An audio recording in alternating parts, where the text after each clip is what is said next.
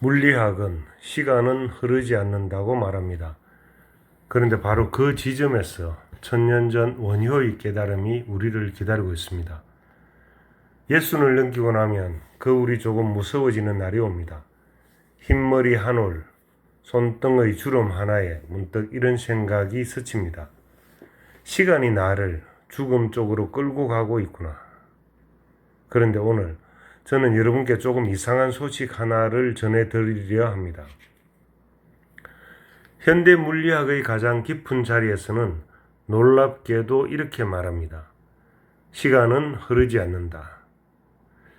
그렇다면 우리는 정말 늙어가고 있는 걸까요? 이 질문을 끝까지 따라가 보면 뜻밖에도 천년 전 원효대사의 깨달음과 정확히 같은 자리에 도착하게 됩니다. 일체유심조, 모든 것은 마음이 만들어낸다. 오늘 우리는 이 5글자를 절집의 법당이 아니라 아인슈타인과 양자역학의 실험실에서 다시 만나보려 합니다. 첫째, 시간은 흐르지 않는다. 아인슈타인은 시간과 공간이 따로 노는 것이 아니라 하나로 짜인 시공간이라는 것을 밝혔습니다. 이 그림을 끝까지 밀고 가면 이런 결론에 닿습니다. 과거도 현재도 미래도 이미 다 펼쳐져 있다는 것입니다. 마치 한 권의 책처럼, 한 통의 필름처럼 말이지요. 우리가 지금이라고 부르는 한 페이지만 따로 특별한 것이 아니라 모든 페이지가 똑같이 거기 있습니다. 물리학자들은 이것을 블록 우주라고 부릅니다. 다만 이것이 모든 물리학자가 합의한 정답은 아닙니다. 시간의 흐름이야말로 가장 근본이라 보는 학자들도 있습니다. 그러니 하나의 유력한 그림으로 들어주십시오. 그렇다면 의문이 생깁니다. 시간이 흐르지 않는다면 내가 늙는 것은 거짓이란 말인가? 아닙니다. 늙음은 분명한 사실입니다. 깨진 그릇은 저절로 붙지 않고 퍼진 잉크는 다시 모이지 않습니다. 우주는 질서에서 무질서로 한 방향으로만 비탈을 굴러갑니다.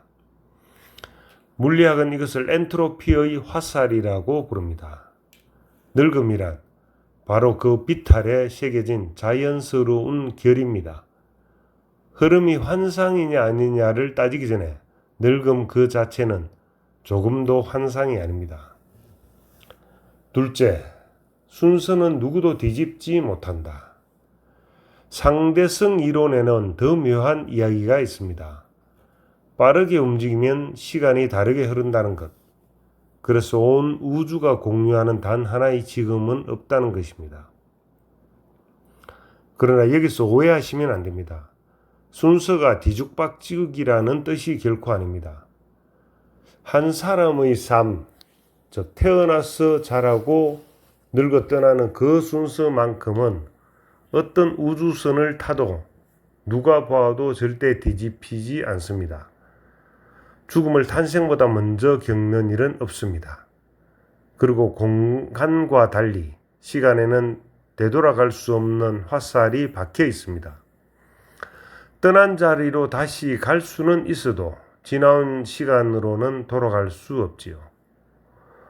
저는 30여 년간 유치원에서 수천 명의 아이들이 자라는 모습을 봤습니다. 봄마다 작은 손을 잡고 들어온 아이가 어느새 훌쩍 커서 졸업하는 그 화살을 저는 머리가 아니라 손끝으로 압니다. 시간의 화살은 추상이 아니라 살아있는 모든 것에 새겨진 무늬입니다. 셋째, 그 풍경을 비추는 것은 무엇인가? 자, 여기서 가장 깊은 질문이 나옵니다. 삶이 이미 다 펼쳐진 한 통의 필름이라면 그 장면 하나하나를 지금으로 비추어 보는 것은 대체 무엇일까요? 혹시 그것이 의식, 곧 마음은 아닐까요? 바로 이 대목에서 그토록 당당하던 물리학이 처음으로 말문이 막힙니다. 물리학은 뇌의 신경이 어떻게 작동하는지는 그릴 수 있어도 왜 거기에 느낌이 깃드는가, 왜 거기에 나라는 체험이 피어나는가는 끝내 풀지 못했습니다. 학자들은 이것을 의식의 어려운 문제라 부릅니다. 과학의 지도가 끝나고 하얀 여백이 시작되는 자리입니다. 원효의 물 한 모금, 여기서 한 가지 짚어야 합니다.